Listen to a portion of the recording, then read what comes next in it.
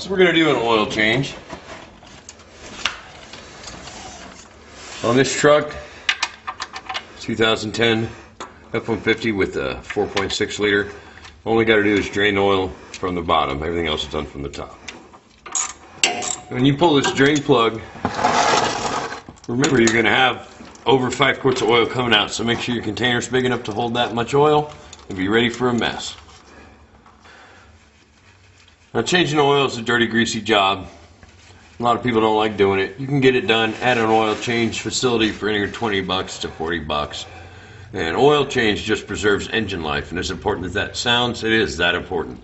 If you don't change your oil, your engine will blow up, and it's a very costly repair. So this little bit of work every 3,000 miles, regardless of how you drive or where you live, is good insurance to prevent from mechanical breakdowns on your motor. Okay, our oil is done draining, so drain plug back in, and this doesn't need to be like a lug nut tight. Usually between 25 and 35 foot-pounds of torque is plenty, just enough it doesn't come loose. Over tightening your drain plug can damage the oil pan, and as you can see, that's pretty in-depth to replace. Tighten your drain plug, wipe any excess oil off, and before we go up, we're going to leave the oil drain pan underneath right here, which is where the oil filter is. That oil filter is from the top. Anytime you have your hood up, it's a good idea to take a once over and look at your fluid levels, make sure everything's full. We'll start here on the passenger side and we'll come around clockwise. Wash your fluid. Looks like that one's kind of low. We're going to have to add to that. Check and make sure all your battery terminals are tight and free from corrosion. Right here's the oil fill, but not the check. Here's your power steering fluid.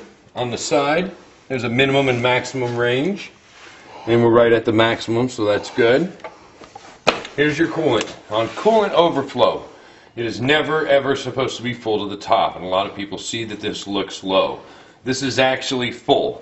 See, right here is your cold full range. So anywhere in there cold would be considered full. This truck was ran maybe an hour or two ago, so this is considered okay. And then brake fluid.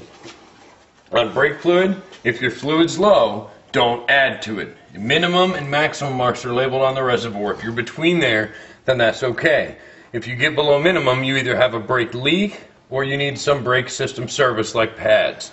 So if you add fluid to your brake reservoir, it'll take away the ability of the car to warn you when your brakes get low. So just keep an eye on that. This truck's got 5,000 miles worth max. As the pads wear down, you'll see the fluid level go down, and that's okay. Also, we'll take a quick look at the air filter.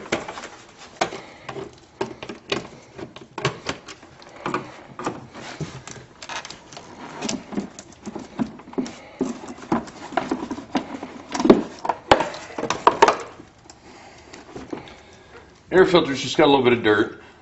Common misconception, people want to blow their air filter out with compressed air. The holes in the air filter are very small. Compressed air will tear that fabric or that paper material, so you never want to blow out an air filter unless it says so in the owner's manual of the vehicle. What I always do is just tap out any of the big stuff that's in there. Now you're ready for another service interval.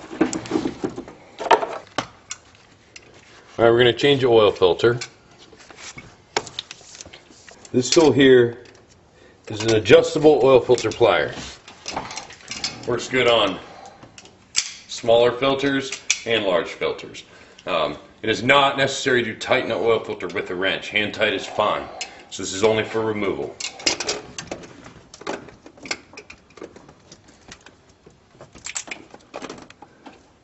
You see that filter came off with very little resistance. On a vehicle's first oil change ever, that oil filter will be on more tight than it needs to be because that filter can be on the car for up to a year. So from when the car's built until it's sold new, that filter has to remain on that vehicle. So they'll over tighten them a little bit at the factory. There's no need to tighten that tight. Oil filter selection on this Ford truck, we use a Motorcraft filter, the original equipment. A lot of aftermarket filters are available. My opinion on oil filters is you'd be most concerned with filter flow rather than dirt particles. Fram, for example, they advertise that their filters catch more dirt than any other filter, but if the holes in the filter are so small they won't let the oil through, what good's that doing? In 15 years, I've never seen an engine fail from dirt. I have seen it fail from oil starvation. So I put a little bit of oil on the seal of the filter, run it up until the gasket touches, and then just about another 1/2 to 3/4 of a turn, and that's all that's needed to keep that filter tight to your next service interval. Okay, we're going to fill the oil. We're going to use Motorcraft 5W20 synthetic blend. Always go with whatever the manufacturer of your vehicle recommends. On the sport truck, it lists right there on the oil cap, 5W20. The first letter of the oil, the 5, is the thickness when the oil is at room temperature. Thickness is more of a viscosity. The 20 is at full operating temperature, so this oil actually gains viscosity as it heats up. Most vehicles nowadays recommend a multi-viscosity oil, not just a straight weight oil. So you just follow your owner's manual's guidelines.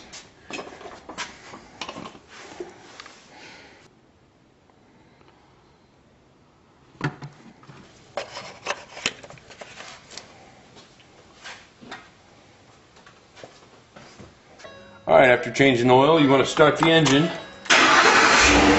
for the oil pressure gauge here to come up. And there you go, you got good oil pressure.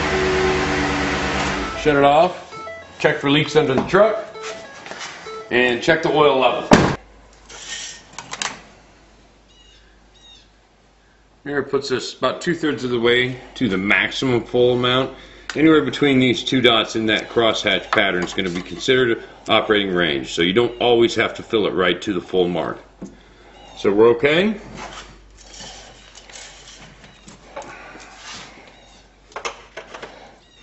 That completes your oil change.